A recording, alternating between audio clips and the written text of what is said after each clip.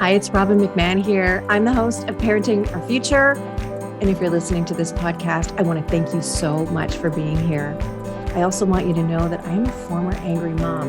I used to yell and rage and threaten and punish my kids because I wasn't getting the cooperation or the behavior that I felt I should be getting. And I struggled for many years not knowing how to change or knowing what to do differently.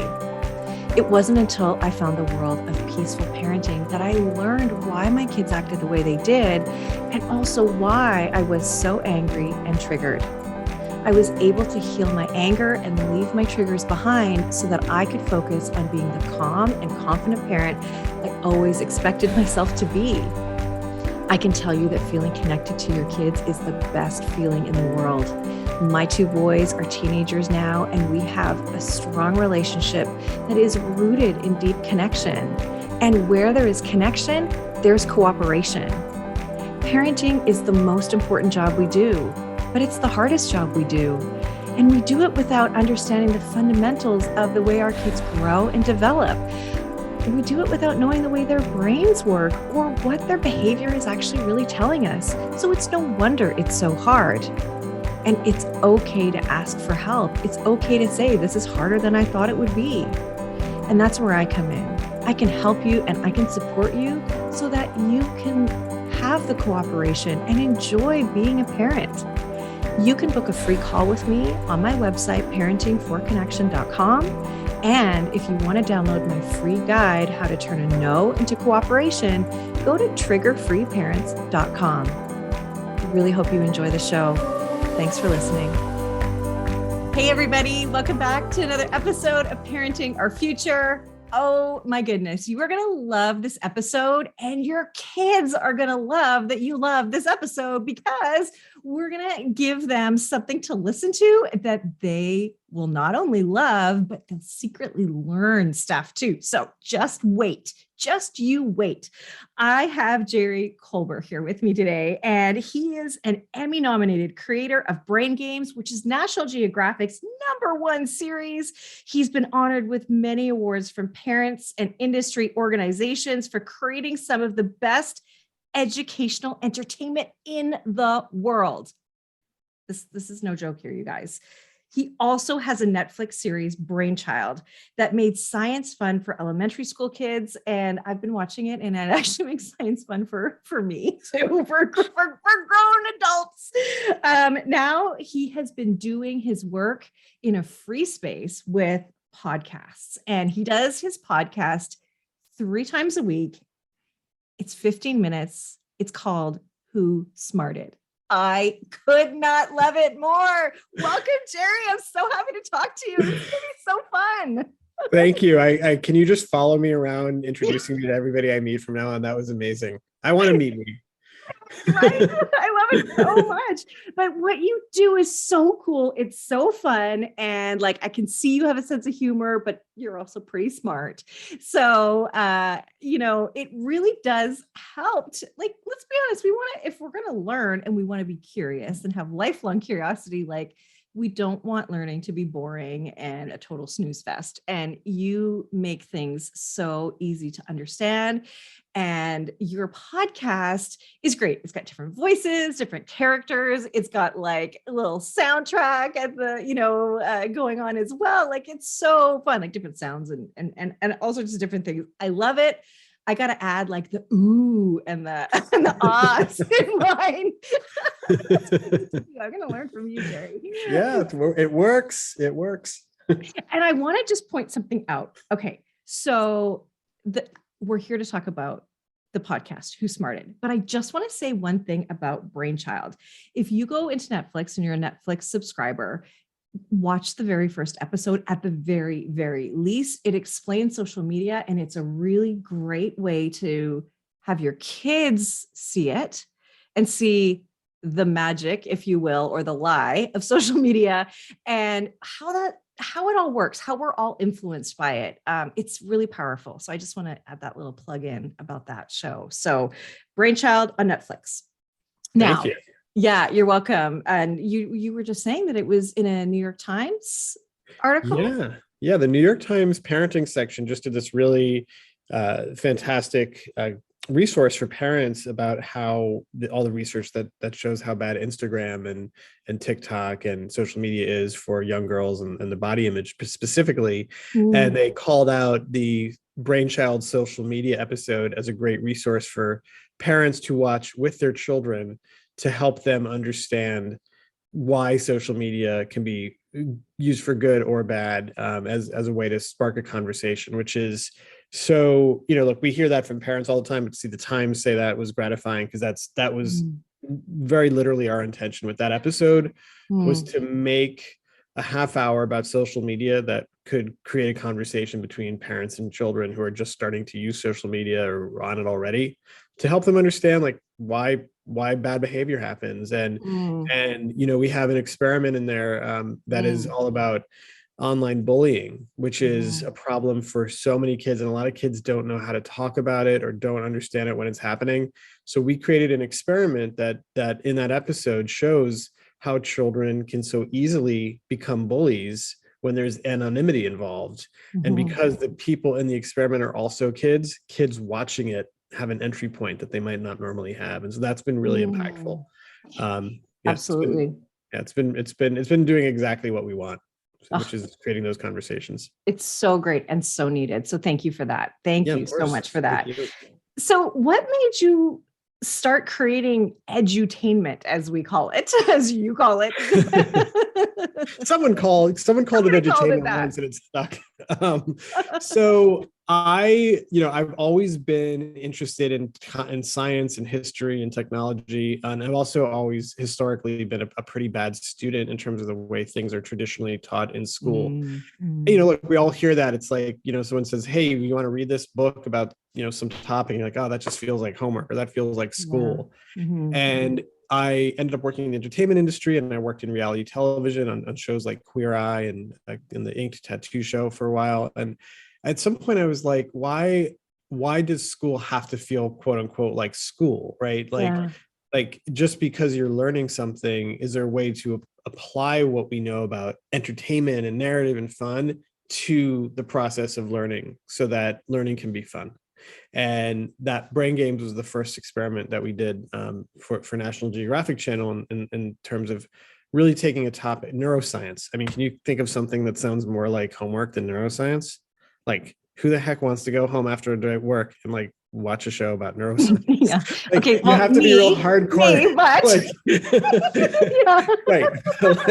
But you are into that. Like, you have to really be into it. Our thought was like, what about all the people who, if only that we could figure out a way to make neuroscience fun and interesting and feel like a game and like it relates to them. Now, all these people are like, who would never have sat down to watch a show about it, are all of a sudden learning about the brain and learning about themselves and having conversations and discovering truths about themselves and other people that make them just better at being who they are.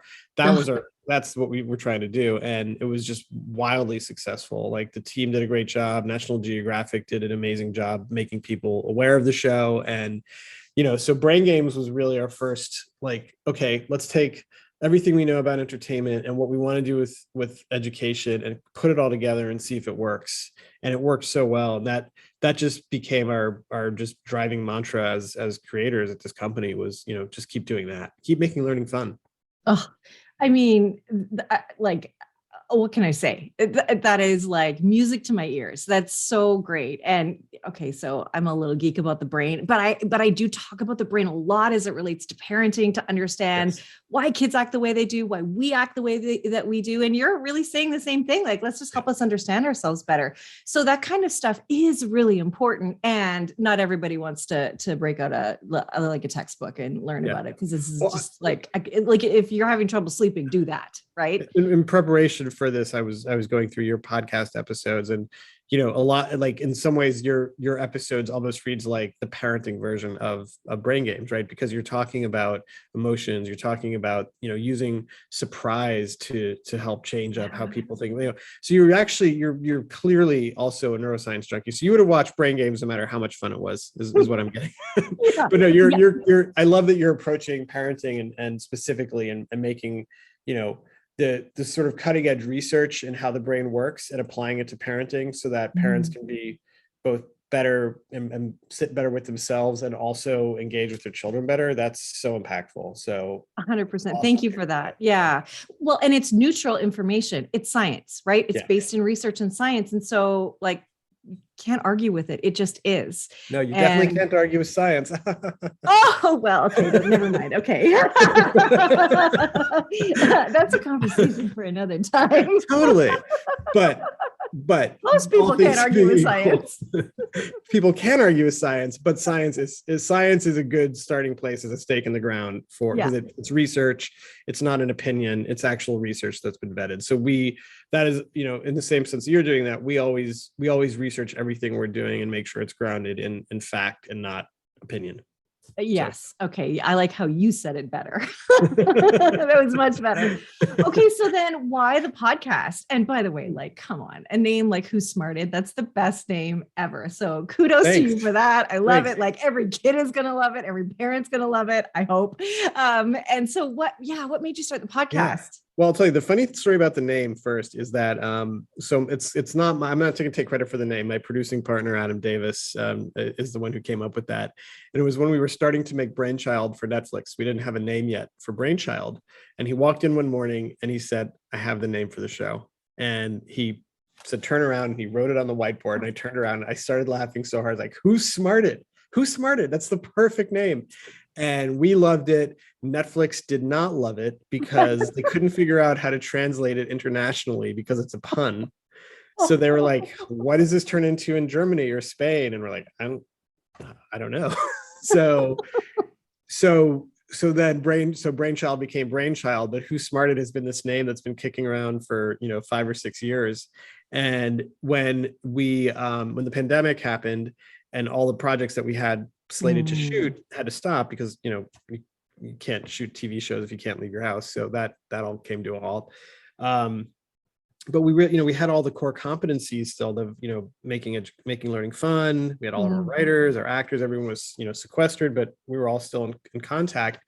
And we'd been wanting to make a podcast for a while for kids, and we were like, man, if we've ever been handed the moment to do something great for parents and kids, this is it. And plus the fact that everyone was on screen so much, we're like, okay, a podcast also can get kids off of screens for a little bit, but still, if it's educational, parents can feel good about it. It's a learning opportunity, but it's a break from the computer. And so that was literally it. We were just, we started making it in our closets and with whatever microphones we had around, and just asking friends for favors, and just, started the ball rolling. And for some insane reason that I cannot explain, we decided we should do it 3 times a week. That's tough. That is tough. And it's like 3 scripted episodes with like tons of actors and music and sound effects. And it was just like, I guess, at the time we weren't really doing anything else. We're like, all right, this is a fun, and it's actually, we now love that cadence of it because kids expect it, and it's become a part of their lives, whether it's bedtime or breakfast time or car rides. So it's actually been great. But we did have a moment where we were like, okay, this is growing it's just started growing. The audience started growing, and we're like, we have to figure out how to do this in a way that we can sustain it, because coming out of the pandemic, you're not sitting at home as all day. So, but it's been such honestly, like, more so than television, you get feedback, but it's a little bit broader. With a podcast, as you get such direct feedback from your listeners. You really have a relationship with your audience that you don't when you make a television show. And I've been blown away personally by how much I love that. Like being able to talk to parents and kids and hearing what's working for them, or how it's impacted them, or how it's gotten, a kid who wasn't into science is now into science thanks to the podcast, and just hearing how much people love it. And I mean, it's just been, I don't know, it makes me so happy. Like, I know it's so fulfilling, and it feels so good. And I mean, I don't want to brag, but both you and both our podcasts are in the top 0.5% of all podcasts around the world. So we're both doing something that people like, and that feels really good, doesn't it? It does. It's so funny because I said before the show, I hadn't looked at that ranking in months, and it's so much higher. And it's like, wow, cool. Yeah. Not that me. I mean, it's nice. It's a nice reflection that people love the show. Yeah. Yeah, I mean, look, you're doing, you're doing the same thing where you found a topic that's really important to you, and you have found endless ways to investigate it and research it and provide. Look, I think at the end of the day, what you're doing, what we're doing is we are providing impactful resources for people in a fun Mhm. way, right? Yeah. No Yeah. one's listening to your show and like falling asleep. Like, you're fun, you're making it fun. And so, and your guests are fun. So, Yes. and Yes. and you're and you're addressing topics that are helping people improve their lives. So Yeah. why wouldn't you be in the top five? Like, Well, yeah. I mean, I like to think so. Yeah. And yeah, I mean, I only pick guests who have something important to say and something that I don't know about, or, so yeah, it is super exciting. And so you also want the podcast to help parents, right? And yeah. oh, by the way, it's 15 minutes. So Mm-hmm. that means it's perfect for bedtime to listen together with your child. And it's fun to listen to, parents. Mm-hmm. You're not going to hate listening to it. You're going to love it. It's so good. And it's perfect for the car ride, right? To your sport, your whatever you're going to. So like I love it because it also provides, and I know I just asked you a question and then I started talking, but I just want to say that like, it's so fun to be able to talk about this stuff with kids, Yeah. like kids, when they learn something, they want to talk about it and they want to talk to you about it. And so as parents, if we can really listen to them, listen to their ideas, their thoughts, their opinions, that's really powerful. It makes them feel so good about themselves, makes them feel heard and valued. So I just love that. So anyway, sorry. Thanks. Yeah. No, that was that's always been important to us in all of these educational projects we create, is that they're entertaining for families. So, look, there's great podcasts out there for children that no parent wants to be in the room while they're playing. There's TV shows like that too. That's like, all right, this is your thing. Um, there's a handful of what I would call like crossover projects, and we're one of those, and everything we do is like that, where it's like we want parents to have fun listening to. Mm. And because that means it's more likely that you're going to listen in the car, or you're going to listen, like you said, with your child and have a conversation afterwards. And you know then you're having bonding moments, you're making memories together, you're learning with them.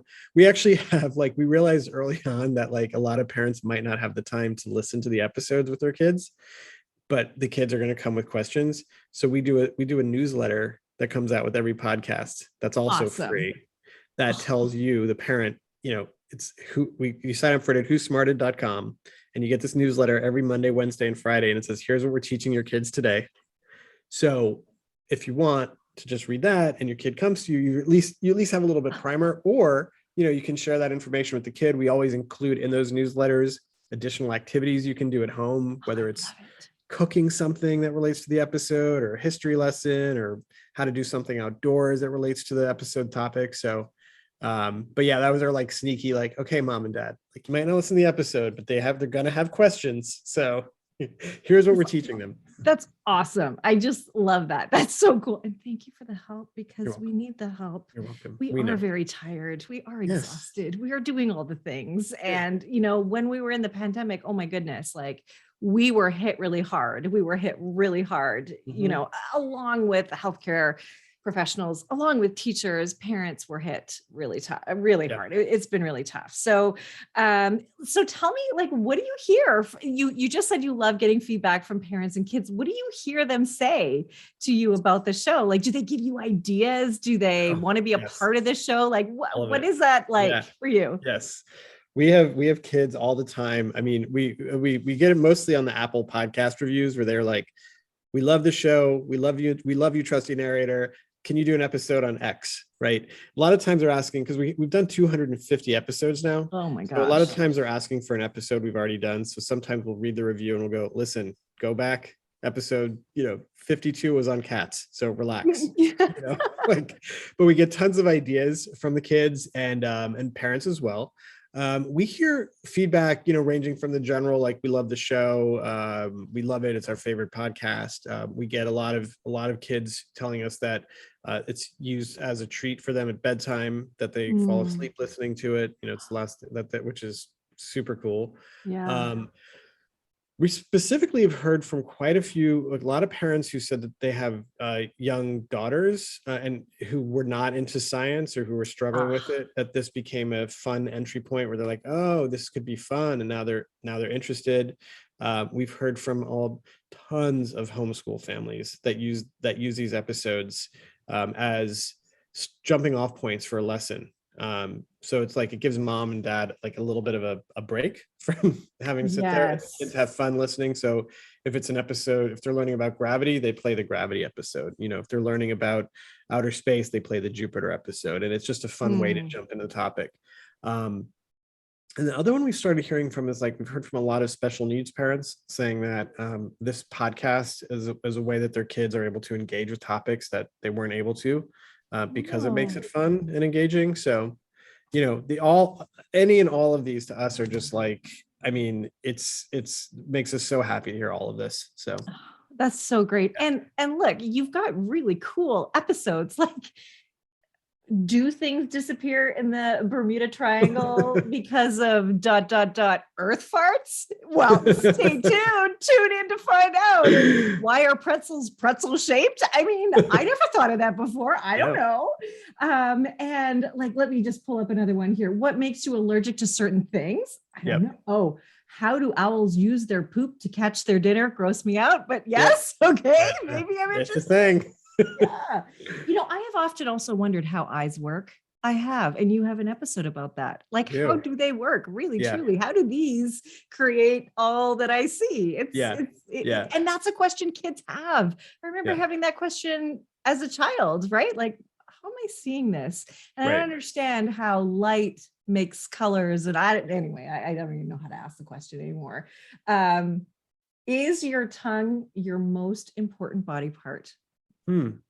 Is it? I don't know. We should probably listen to that episode and find out. Oh, and how do cucumbers become pickles? Okay. Oh my gosh, that episode is hilarious. So so every episode is scripted and it's set in a different way. We have recurring characters. That one is basically a riff on Back to the Future. So the episode starts with the narrator talking to a cucumber, and a pickle comes rushing in and goes, don't do it. Don't do it. I'm you in the future. And tries to convince the cucumber not to like go along with what we're asking him to do. And of course it's a talking cucumber and a talking pickle. And, we've got the DeLorean and the whole thing. So it's, it's fun, which is fun for parents. Kids might not get that reference, but they're loving that there's a cucumber and a pickle talking, and parents are like, oh, this is hilarious. This is like Back to the Future. Oh, so, I love it. That is so good. That's so good. So look, I can see this animated in my head. You're talking about a talking pickle, a talking cucumber, all this kind of stuff. Is there do you have plans to do anything like that with Who Smarted, or like, where is this going? Because I mean, it's already incredible as it is. It has huge value as it is. But are there plans to do a show or anything different with it? Yeah, I mean, it's funny. We will probably do an animated version of it at some point. The big thing we're focused on right now is we're getting a lot of requests from parents and teachers they're like, can you do what you're doing on the podcast, but do a deeper dive on certain topics that are like really core STEM topics like space, the oceans, the human brain. And so we came up with, we started doing these live action, we call them camps. Some parents have said they feel like it's masterclass for kids, but they're hour-long, audio-visual, fully scripted, acted, special effects adventures. So the first one we did was space camp, and the kids go to Mars for an hour. Another one takes them throughout the solar system, all over the solar system, the sun, and to the edge of the solar system. And then the third one is all about the night sky, and they learn how to use constellations to navigate. They learn how to make a sundial. So we started doing this in the fall, and we're about to relaunch Space Camp. It was like done as a live event, but now we're relaunching it as on demand. So parents, teachers can buy it, and kids can watch it over and over. There's interactive stuff they do.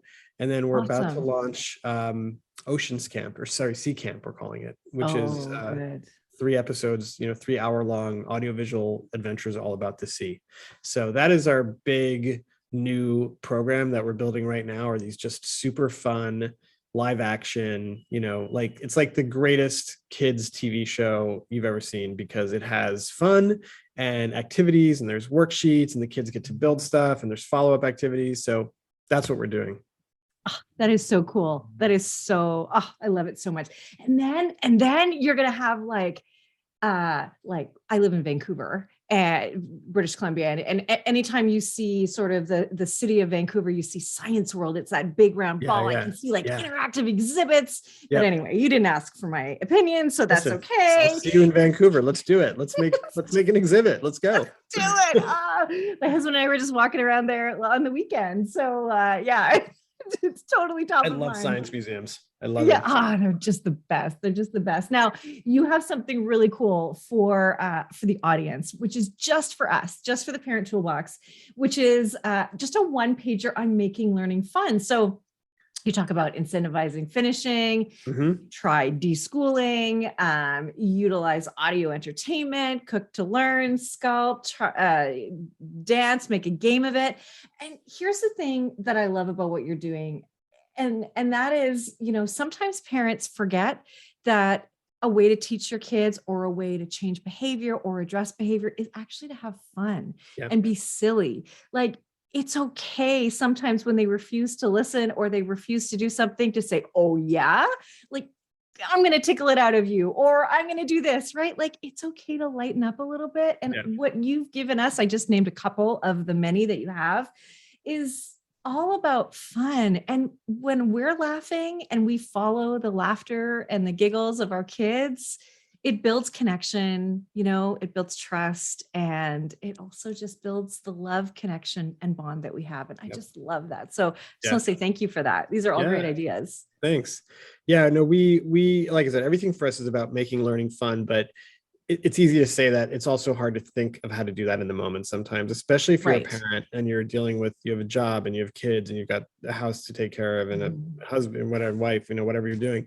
It's like trying to find that answer, like, how do I make this moment fun? It's like almost too much homework sometimes, and so we're just trying to give, a sort of like a buffet of like, here's a bunch of different ways that you can make learning fun for your kids. And, if you can remember one of those in the moment, or you make one part of your ritual, great. That's, because it is true. Like, we separate fun and learning. So it's like, hey, we're going to go dance, or we're going to go make some art, or we're going to go cook. And then we're going to go do our homework in this very traditional way. It's like, what if we start thinking about like, hey, when you cook, what if instead of just making meatloaf, you're actually thinking about like, well, who invented meatloaf, right? Like, what's the history of that? Who thought of like, let's put a bunch of stuff in a pan? And also like, how does that work? Like, how does the heat turn the meat into something you can eat? Oh, there's a science lesson, there's a history lesson. And these are like quick little things you can do, that you can take something you were going to do anyways, that was like a fun thing you're going to do with your kid, and turn it into a way to learn. And I think when you start to just do one of those kind of things, your eyes start to open to all of these other ways you can just have fun and combine fun with learning. So so we're hoping, like, we're not saying, we're not like, here's 10 things you need to do. It's like, here's 10 things you could do. I love that. Like, if you feel like trying one. And often when you do one thing, it starts to open the door to others. So and like, let's have fun in our parenting, right? There's lots of different ways to do it. So I really love that. I really appreciate that. I love your insight. And so listen to Who Smarted. You can go and find it on any podcast platform, right? Just confirming that. And then go to whosmarted.com. And again, you can get the newsletter. You've got merch on there too, don't you? We do. We have awesome merch. We got t-shirts, we got hoodies, we have candles in case someone smarts in your family. So we have awesome candles. And they smell like what No, they smell nice. That's a joke. We do have that. It's a joke product, but no, we do. But we I don't know. Nice. It smells like, it's like a pine scent or something. But we have we've got hoodies, t-shirts, hats, we've got blankets. People seem to love our tote bags. We have little pet bandanas that little bandanas you can put on your dog. So That's adorable. Oh, I love it. We have a great logo. It's a lot of fun. So yeah. And let's be honest, right? Those are the products that keep the show going, right? And that's how we want to support you. So, I just encourage people to look at stuff like that because it does help. Right. And we want to keep people like you doing the work that you're doing because it does help our kids. It does help us. I, talk about the fact that I have a son who is neurodiverse and doesn't like learning, has ADHD, learning disabilities. And boy, if every teacher could attack the subject that the subjects that he takes in high school like this, or elementary school for that matter, I mean, it would have made a big difference in him, so we're not there yet, but hopefully things will start to change and shift so that we can address things like this in a more fun way. So thank you for all that you're doing. And, you have made a fan out of Who's Smarted with me, also Brainchild on Netflix, and I'm going to share it with everybody who will listen to me. Go and listen to Thank you so much. Thank you. This was great fun. Thanks. Thank you for listening to this edition of my podcast, Parenting Our Future. I'm parent coach Robin McMahon, and if you're enjoying this podcast, please share it with someone who you think might also need to hear this message. And don't forget to subscribe, and if you like my work, I'd be grateful if you gave me a 5-star rating. For those of you who like my content and want more, visit me at yellingcurebook.com to get your copy of my book and to find other resources to help you. Until next time, I am wishing you and your family peace and connection.